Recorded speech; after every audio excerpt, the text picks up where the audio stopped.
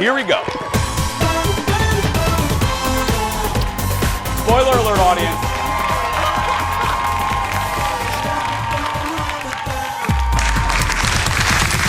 And good morning, everyone, and welcome to Ye Olde Jason Show. Hello, West St. Paul. Hello, St. Paul. Hello, Northbridge. Hello, Cambridge. I think I'm out of bridges. But good morning. Welcome to the show. I'm Jace.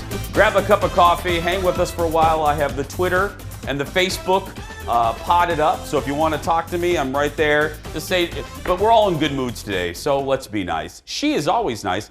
Please, fake audience, give it up for Miss Kendall right over there. Good morning, Kendall. Fake audience. Thank you. Thank you, fake audience. Thank you. Here's my new, let's do a fake COVID hug. Hello, Kendall. Hello. Yeah, this is how we hug each other with these like mittens. I know, because, well, people got used to, I used to come out behind our wall of home goods vases. They used to come over and hug you. We can't do that anymore. No. So we'll just do that. Hello. Yeah, a little bear hug. Hello. Do you? But let's just be honest for just a second. Yeah. Maybe not us, because I do miss hugging you. Mm-hmm. Do you miss hugging people? Out of all of the collateral thing with the COVID, right. I don't miss small talk and the huggins. I don't. No. I don't think so either. I'm a hugger, so this sounds weird saying that, but I only really like to hug people that I'm like intimately close with. Like I know you really well. I love my family a lot. But just the people that just come and hug you all the time and touch your hands and stuff. I don't miss that. Executive producer Jeff, who again hates human contact. And he hated it before the COVID, and now he really hates it. Yeah. He's as happy as a clam at high tide. Hands are always down. This. Yeah. If I get again, Jeff and our boss Mim, they have little stun guns for me. If I get a little too close, because I've been home for the last 4. You know what I mean? I've been so it's just when I see people, I get excited. I see Brad, I get excited. You know, I see Adam, I get excited. But you can't do that anymore. Can't touch nobody. We're gonna start the show with a little apology from me. Oh. So remember what I mentioned a couple days ago? About my Starbucks drink and how I order it. Level 4? Well, no, not a level. Okay, this isn't NASA. This is, no, blended on 4. Oh, sorry. So my favorite drink there is the salted caramel cold foam cold brew, okay? And I say I like it one less pump of flavor, and I want the foam blended on number 4, which is a setting on the Starbucks blenders. Well, I mention that, and I forget that this show goes over the air. And people actually listen. People actually watch. I forget that this show is on the air and people listen to me. Yeah. So I heard from a barista friend,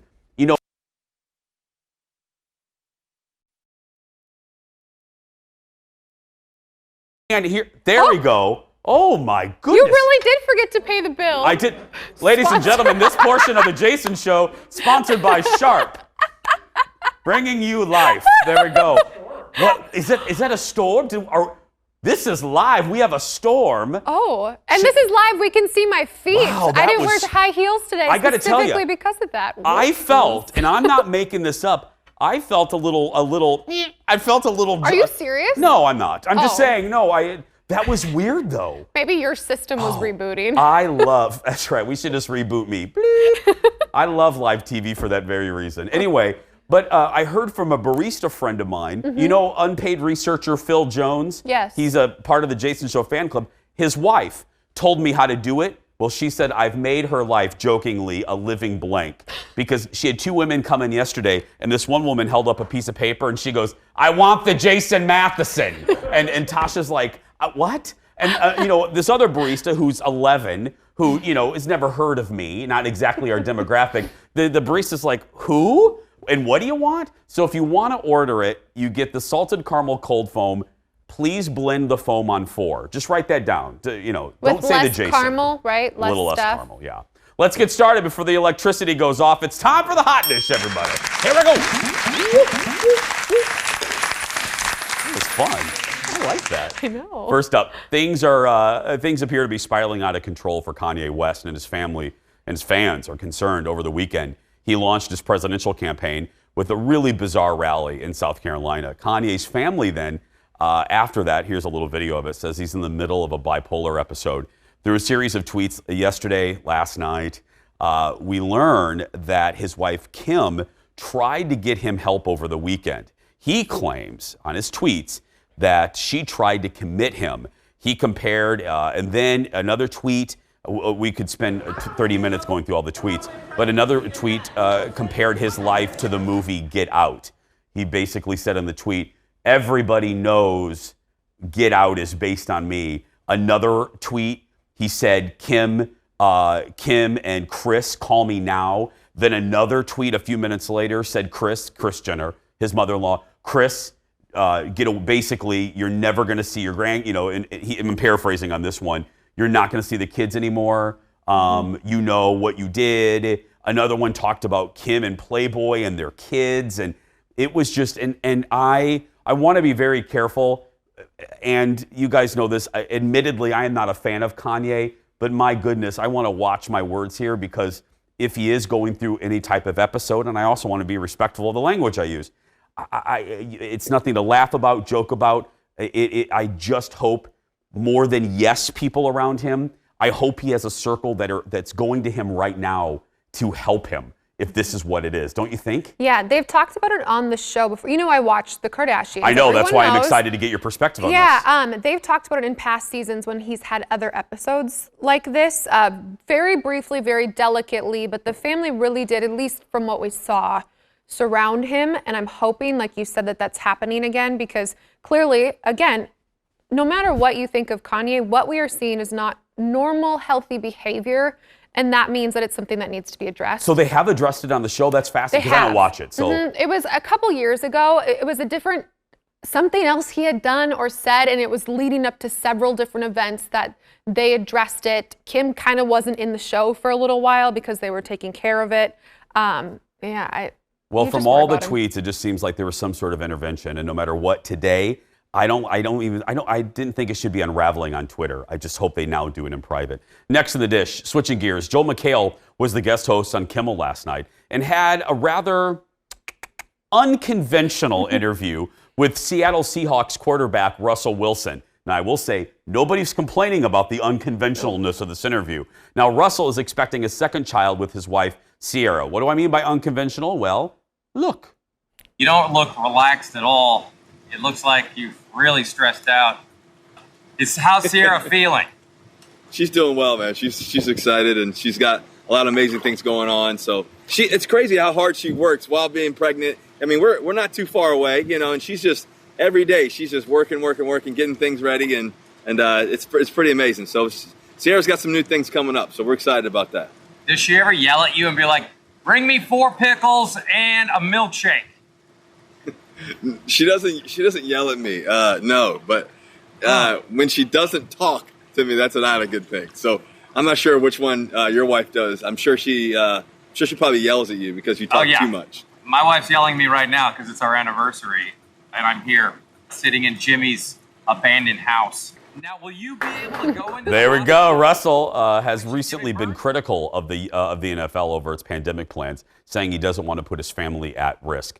By the way, on a personal side note, Kendall and I will be starting to do the Jason Show from our perspective pools next week. Mm-hmm. That's right. Mine's a kiddie pool. It's it's about this tall. So mine's an empty hot tub. I'll be in an empty, because nobody wants to see this shirtless. I look like a scared seal, you don't look like that? No, I look like a seal looking for fish before I do a trick at SeaWorld. Yeah, no, nobody wants to see that. I mean, I really enjoyed that thoroughly. I have no idea what he just talked about.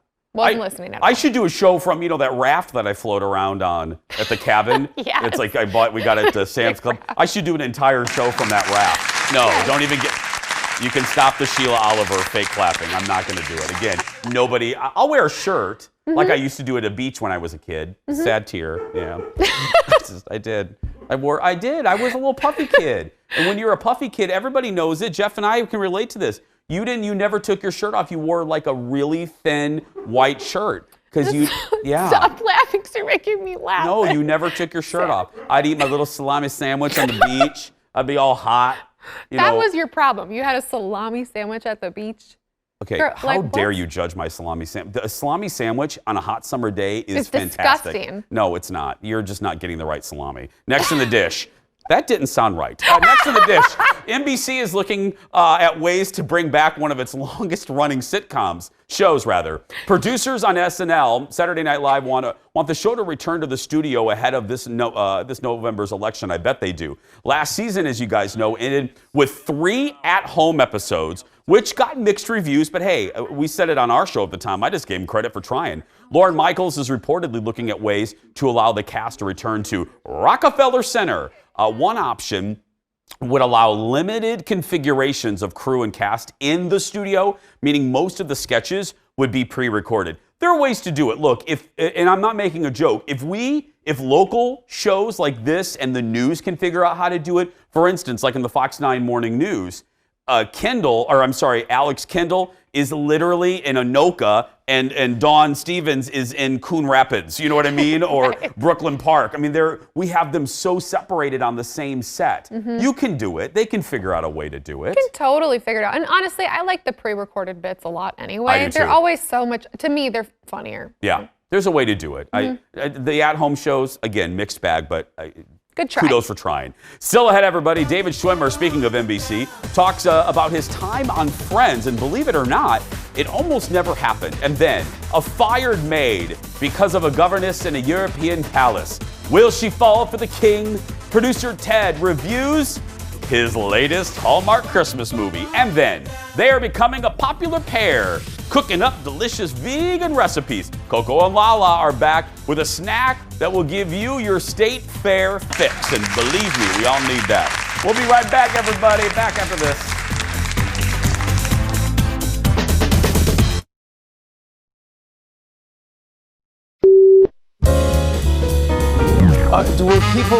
What do people yell out the most to you when you get your quote, when you go to like an event or you go out?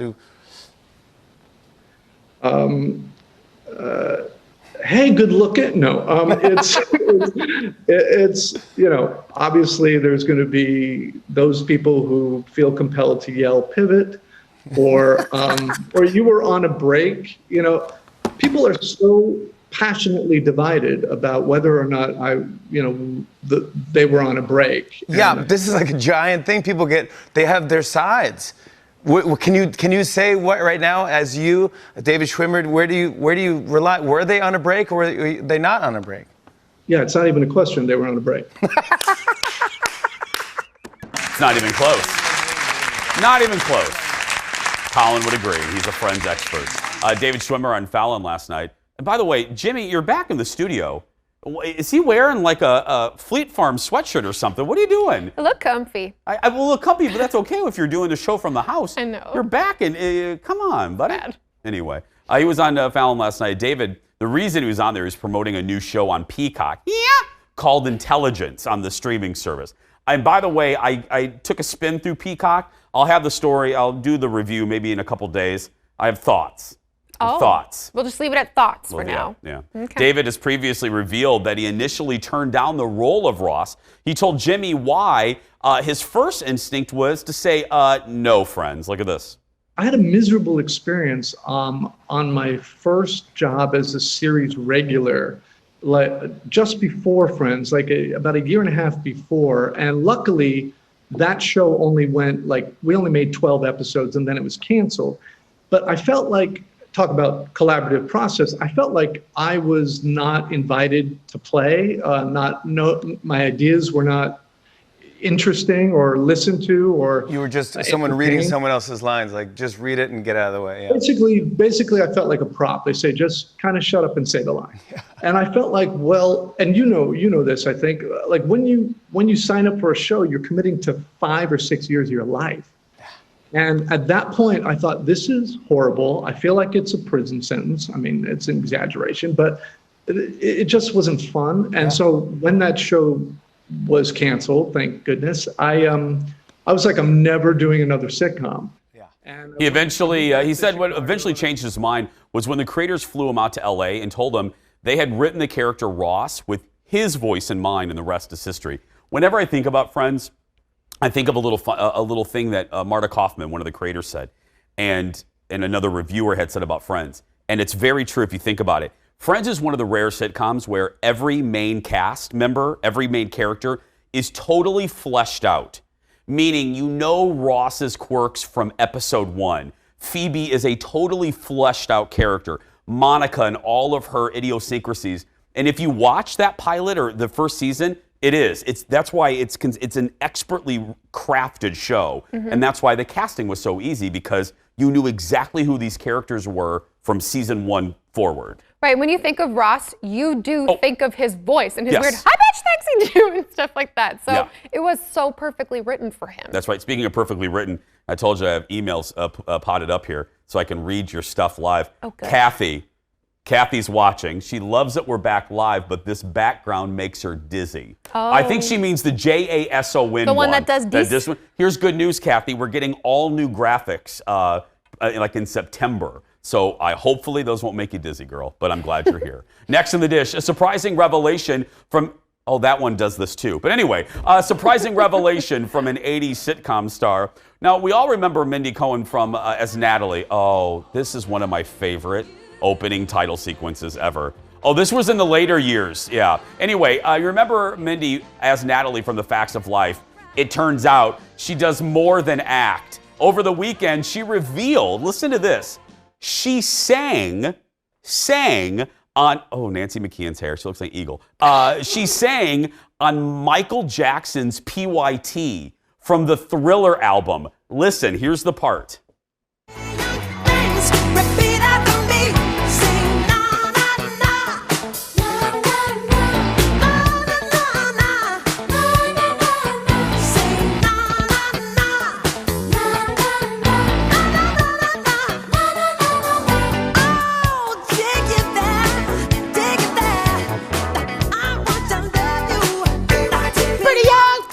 Anyway, mind blown.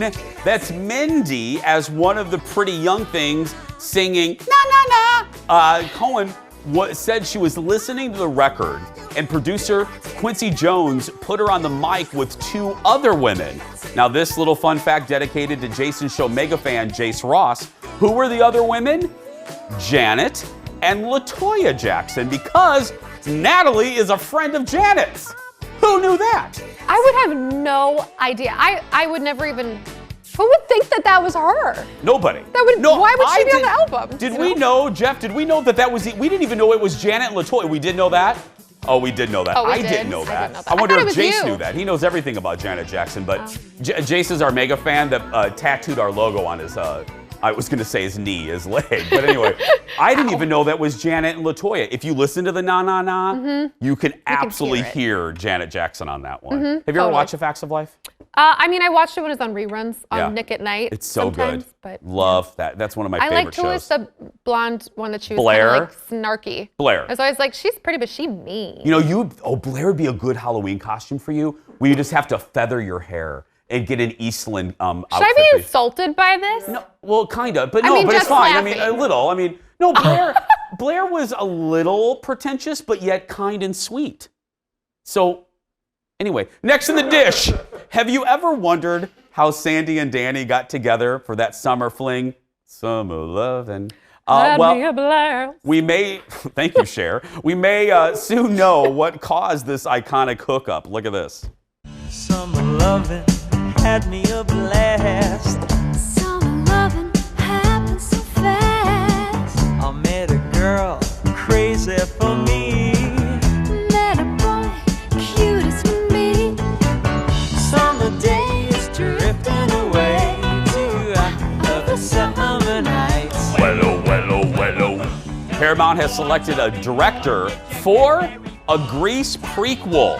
Brett Haley will direct the movie dubbed Summer Lovin', and it'll tackle the moments that led up to the movie Grease. Brett is a Sundance film regular, okay, that's good, including the film Heartbeats Loud, which has a 91% rating on Rotten Tomatoes. Do we need to know?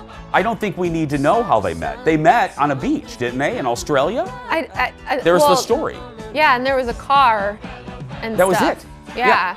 No, that is one of my go-to songs, karaoke songs. If I have someone to sing it with me. Yeah. Jason, can we do it together?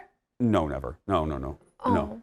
I'll be Danny, you can be Sandy if you want. Do you know what mine is? What? Queen of Hearts by Juice Newton. What? Sing it. playing with the Queen of Hearts.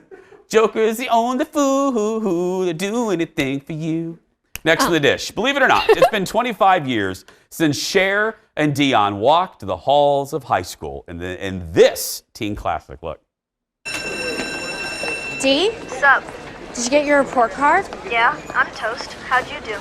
I totally choked. My father is gonna go ballistic on me. Mr. Hall was way harsh. He gave me a C minus. Well, he gave me a C, which drags down my entire average. Bye. I'll call you, okay? Yeah. My house class. She's a friend of Dorothy. That's my favorite line there. Clueless turned 25 years old this week. If you do not know, it stars Alicia Silverstone, Stacey Dash, Brittany Murphy, and Paul Rudd. In a recent interview with Variety, Alicia says she was only 17 at the time, and the director didn't give her much direction. The coming-of-age movie is considered one of the best teen movies of all time. It made $56 million at the box office.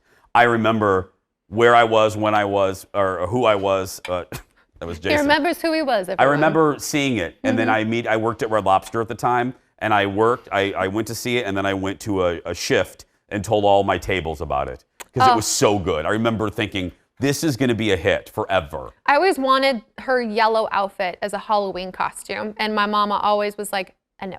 Because I was too young. I mean, I was pretty little when this was happening. Well, and who's the cool guy with the cool hair? I want to know what he looks like now. Not any of the ones, with the cool guy with the wavy hair. The cool, oh, yeah.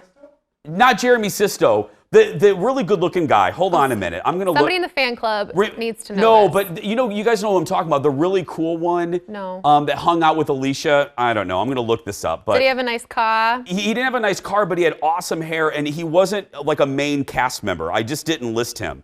And I want to know what he looks like because we really didn't see him after that. Oh, Christian. He played Christian. Justin Walker. Let's see how he's aged. Well, clearly. Let me see how has he aged well? No. Oh. Okay. Still ahead.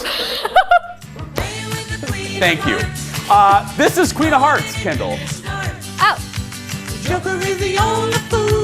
I do know this song. Still ahead. Will an entitled European princess be too much for a New Yorker turned governess? Producer Ted reviews his next Hallmark Christmas movie when Christmas in July at the Jason Show kicks off right after this. Queen of Hearts, Juice News.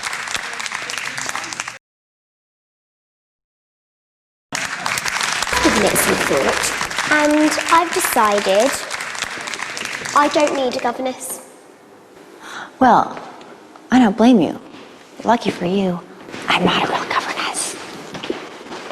What are you? A New Yorker. Well, I don't need one of those either. Welcome back. A fired maid gets a job as a governess in a European palace and must watch over a problem child. But will she also fall in love with that child's father, the king? That's the plot behind Crown for Christmas, starring Danica McKellar. She's in the constellation of stars for the Hallmark Network. That movie is from 2015, but is airing this month as part of Hallmark's Christmas in July, and that means it's time for the return of Producer Ted Reviews Christmas Movies. And joining me live from about 75 feet away, producer Ted Johnson from Christmas Movie Headquarters. Good morning, Ted. Good morning. Okay, I kind of talked about it a little bit. Is there any other delicate, intricate plot details I missed in the introduction there? Well, so when I was looking at trying to figure out which movies to kick off Christmas in July with, I thought, oh, the synopsis on this movie sort of gave me Problem Child vibes. Remember that movie? Oh, yes, I do. Wasn't that with John Ritter? John Ritter, yeah. And that little redhead kid with the bow tie. Yeah. I'll look up his name while you're talking. And so when I'm thinking about Problem Child, I'm like, so I got to watch this. But my bar's high because, the Problem Child has to be able to terrorize stuff. So, no. So she gets fired from the hotel. She then somehow runs into the king and his people, and they bring her to Wiltshire. It's a very popular country in Europe. Wiltshire. Yes. And there's the little problem child. The problem child threw like one snowball. That was how that she wasn't much of a problem child. I was just going to say, that's how in Hallmark world you become labeled as a problem child. You throw a snowball? Right. Okay. And the problem Duly noted. And the problem child wasn't a problem at all. In fact, the problem child actually liked Danica McKellar's character. Oh. So why? Okay. So this kid was good, actually. The kid was pivotal to the plot, is what you're telling me, Ted. The kid pivoted. Oh. Are you telling me there was actual character development in this movie? There was character development, and I'll tell you, Danica McKellar, as far as Hallmark movie actresses go, top of the line. Well, I was just going to ask because let's see, you're a fan of the thank you, Lacey Chabert. Now, is that who you're grading everyone up against, or no? Yeah, I think you could use her as the bar. Okay. But Danica's right? Really? Above the bar. Why? Is it her exquisite acting chops? What is it? She just plays it. I mean, she was a horrible maid, which is why she got fired, so played that well. And then she, as a horrible maid who becomes a governess in a castle, she just like goes in and is like wearing sweatpants, and you're like, what are you doing? But it was totally believable. Okay, even though, and you know the secrets, you've gone behind the scenes of one of these Christmas movies for cable. What are the chances this was actually shot in Wilshire? Which, by the way, is that real? That's not real, is it? No, I don't. No, I think it's fake. Near Switzerland. Is it near? It's near. It's near. Yeah. Chances of zero. Yeah. No, but I just mean in Europe. Was it? Well, there were a lot of accents, so I'd give it 30% chance. Okay. The king had an accent. The kid had an accent. Look, that doesn't mean anything. I dated someone with an accent, and he was from northern Minnesota. So, I mean, you know what I mean? He said he was from Britain, but anyway, yeah. Okay, let's go through the checklist, Ted. You know, and if you're new to our show, and it's been a while, Ted, it's been 5 months since we've done 5-6 months. So we have some checklists that Ted looks at and checks twice like Santa Claus to make sure that this is a total USDA grade A Hallmark movie. Did we have any kissing in a gazebo or town square in Winshire? So this was a struggle to kind of classify this because she sort of storms off and the king kind of comes after her. Spoiler alert. Yeah. And she's hanging out in City Hall. Okay. On the large patio decorated with Christmas ornaments. It felt like a gazebo. I'm going to give it, crew, what do we think? Yeah? Okay, I think we're going to give it. We're going to, Kendall's a little on the fence. But anyway, okay, next. Girl, man, big city, going to small town to find love. She was working as a maid in New York City and then a small country in Europe. I think that qualifies. Okay, and we kind of already answered this. There were no guest appearances by Candace Cameron Bure or Lacey Chabert. No other appearances by Hallmark Channel regulars. No Lori Loughlin popped in there? No. I think they're kind of not making that part of Christmas in July. Oh, are they going to remove all of her movies from the catalog? Is that what you're hearing from your expert Hallmark sources? I think we just might not see them for a while. Yeah, they'll do that. Like they did that in Drag Race. Okay, so is this? When you're looking at the calendar, we got to go. But as you're looking at the calendar in Christmas in July, have you seen most of these, Ted? I have not seen most of them, but when I was looking through them, I'm like, okay, I've seen Pride, Prejudice, and Mistletoe, the Shoe Addict's Christmas, Okay, Ted, you know what's scaring me right now is the fact that you rattle those off. There's no teleprompter telling, I just want everyone to know, there's no teleprompter telling Ted those titles. He knew them off the top of his head. We do have to get to the rating system, though. Oh, that's right. We leave. Thank you. How many crowns, Ted? Well, I am very excited to announce 2.5 crowns. The one half crown is really That's a hat tip to Winnie Cooper. Very good. The half crown there. Ted Johnson, everyone, joining us from our Christmas movie headquarters. Thank you. We're opening up the Jason Show mailbag when we return. Back right after this, everyone. Windshire, it's a beautiful place.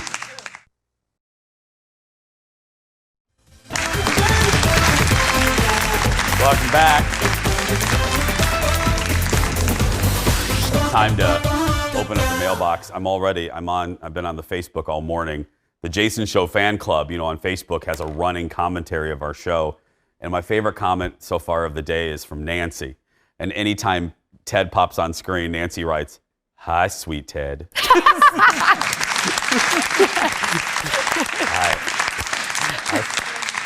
I picture her saying it like that. "Hi, sweet Ted." Yeah.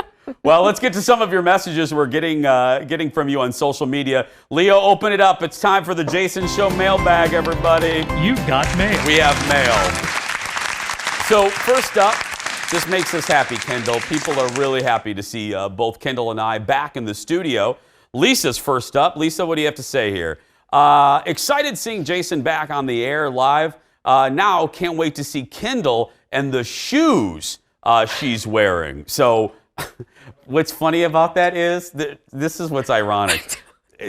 Kendall had no idea this email was in there. The very day that this email pops up on our show, what did you tell us, the crew, during this commercial break? I was like, you guys, I can't believe this is happening. I wear cute high heels every day of the show, and my knee's been bugging me. So what am I wearing? Target flip-flops, everybody. Right there. Yeah, that's all right. Sheila Oliver, I'm really sorry. Yeah, Sheila's fine. We gave her fake clap. She should be happy for 2 weeks. There we go. I'm sorry, Lisa. Sheila's going to be fine. She's fine. People always ask, too, they think I'm mean to you. They think that I'm in charge of this, but I kind of am on this one. That I don't give you a chair. They ask why you don't get to sit. It's a production choice. Yeah, I prefer not to sit. Like if I ever have to fill in for you or sit in that chair, it's kind of awkward for women. Yeah, it is. So there we go. Next up, we got a big response to Aaron Meyer's cleaning tips on last Thursday's show. Big, like we always do. Hi, Luann. I wonder if this is the Countess. I cleaned my oven door using baking soda, and it worked just like Aaron said it would. Thank you so much. Thanks to you, Luann. Yeah, this is why Aaron Meyer is one of our consistently most popular guests. Every time she's on and we post one of her segments, our phones blow up every hour on the hour. Right, we're always looking for new creative ways to clean things that are organic, healthier, easy, cheap. Yep. Yeah. All of Aaron's cleaning hacks are now on our Facebook and our YouTube pages. So make sure you subscribe to our YouTube pages, our YouTube, because we put the full episodes right on there. Oh, I have a computer now. I don't need Anyway, next up, roll up the teleprompter, please. This one comes from Sandy. Hi, Sandy. She says, I bought the Costco turkey jerky. Oh, my goodness. It is to die for. Thank you so much. Yeah, if you missed this episode, this was a latest best thing ever for me. I'm always looking to find some healthy snacks that fill me up. The turkey jerky from the Kirkland, my favorite. Now let me put a new caveat on this. There's an asterisk.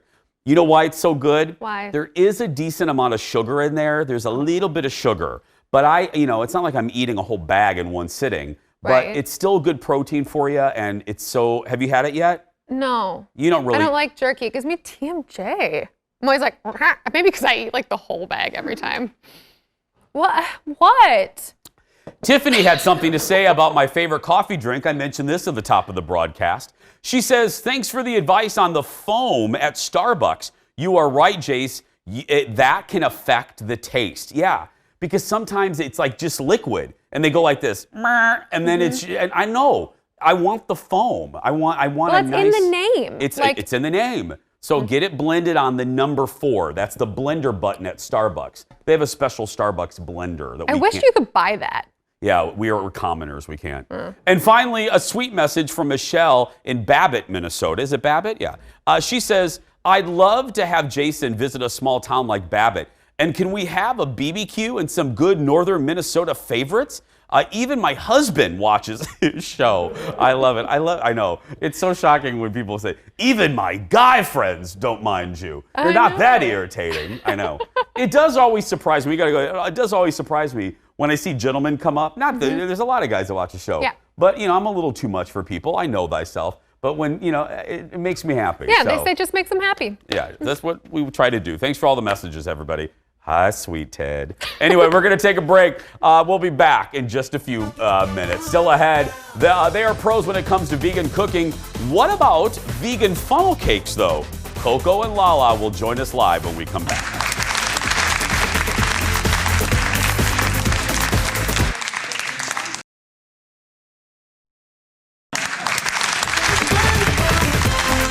Welcome back.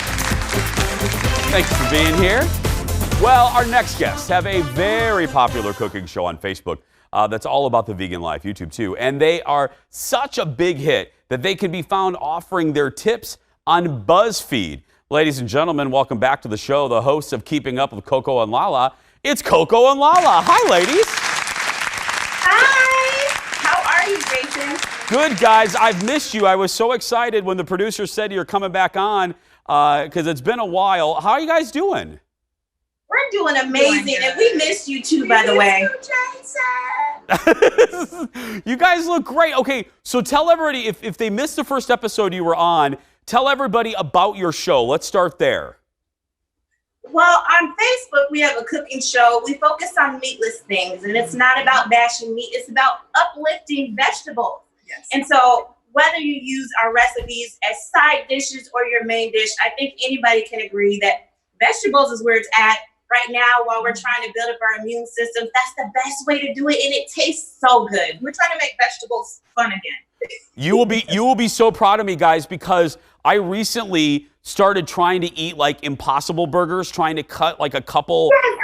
Yes. Did you? I did. I tried the new Starbucks Impossible sandwich, which is really good. So I'm trying to slowly, ladies. Yep. Baby steps and what we like to call helping it up. That's what you're doing. You're taking baby steps to get more healthy, and we love it. Okay, one more question before we start cooking. I'm so proud of you guys. I mentioned in the intro. What did y'all do for Facebook? I mean, for BuzzFeed, I'm sorry. Well, we teamed up with BuzzFeed. This is our third time teaming up with BuzzFeed, and we did a challenge. We did a 3-course vegan meal for $20. $20 for her was her budget. $200 was my budget. And so we had like a head-to-head to see what we can come up with those budgets. You guys are going to love the video. It's so amazing. It's fun. Yeah, we had a great time. And guys, isn't it the power of BuzzFeed? Did you guys see, I was just curious, did you guys see, an instant rise in followers after that hit? We did. Yes, it's been exciting. We're so excited. We appreciate BuzzFeed. We love the partnership that we have with them. Oh, absolutely. I'm so proud of you guys. Okay, so in honor of the state fair, you guys are making what, a vegan funnel cake? What do you guys have? We do. So, Minnesota State Fair is one of the top state fairs in the country. Yes. And so I know everybody's bummed we can't go to the state fair this year, but we want to bring the state fair to you, and we turned it vegan. Oh, okay. I was wondering. I was like, okay, there's a lot of things I can understand quickly how you would make vegan. How are you going to make funnel cakes vegan? Let me show you, right? Okay, so this is a really, really easy recipe. So you're going to start out with some self-rising flour, right? And then you're also going to add in some powdered sugar. Okay. Okay, and Lala's going to add in the powdered sugar. I'm going to add in the baking powder. I'm going to add a little bit of baking powder. Yep. So I'm adding in some baking powder. Okay. Powdered sugar over there. Yep, and then we're adding the powdered sugar. Okay, so far easy. We all have these ingredients. So far easy. You got us. Right. Everybody should have these so far. And then we're going to add in some almond milk. And guess what? That's it. That's it. That's it. You're going to pour that in.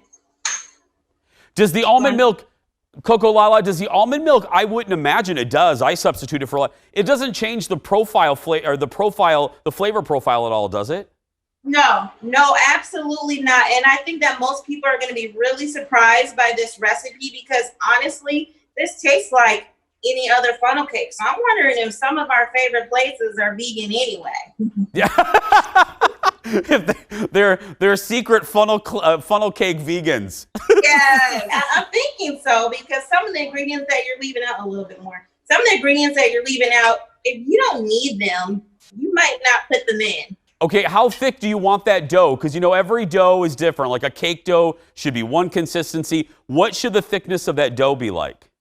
So I'm actually about to show you that right now that we've gotten to the correct consistency. So you're going to want it like pancake mix. Okay. So you're going to want it that thick because you want these nice, light, fluffy funnel cakes. And so we're just going to put this in a Ziploc bag and we're going to pipe it in the hot oil.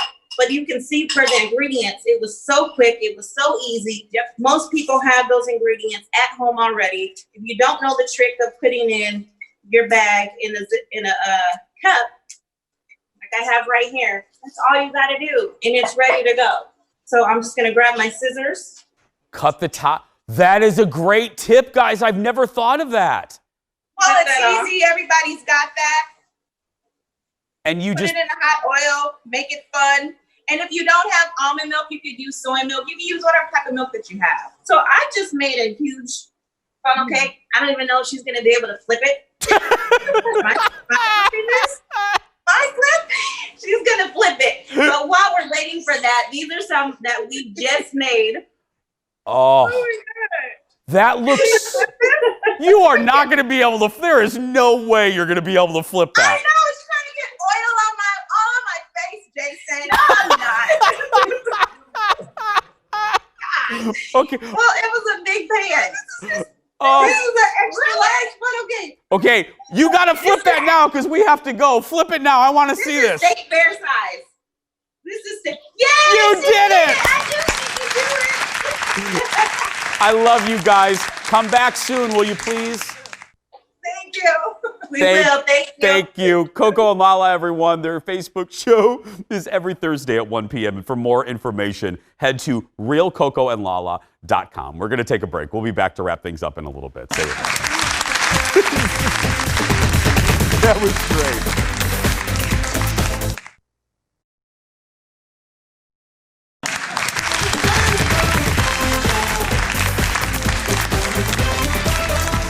Our good friend Adam on the jib camera there. Doing great, Adam. Welcome back to the show. Just like all of our friends, Nancy. Hello, sweet Ted. You can stay connected with our show on social media. Check us out on Facebook, Twitter, and Instagram. Just search for Jason Show TV. Hey, look, I'm wearing the same suit right there. All you have to do also to subscribe to our YouTube channel is search for Jason Show TV and hit that subscribe button. We put each day's episodes on that channel. We're going to take a break. Kendall returns to wrap things up right after this. Stay with us.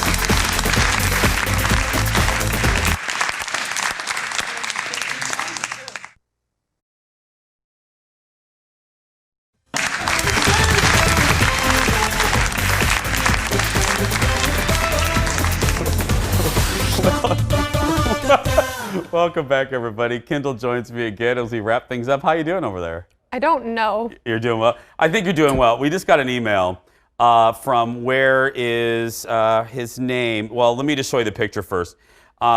We got an email from a gentleman who said you remind him of a person on this like warrior show, and I was like, okay, whatever. But Leo, can we take this this camera here? So here's Kendall.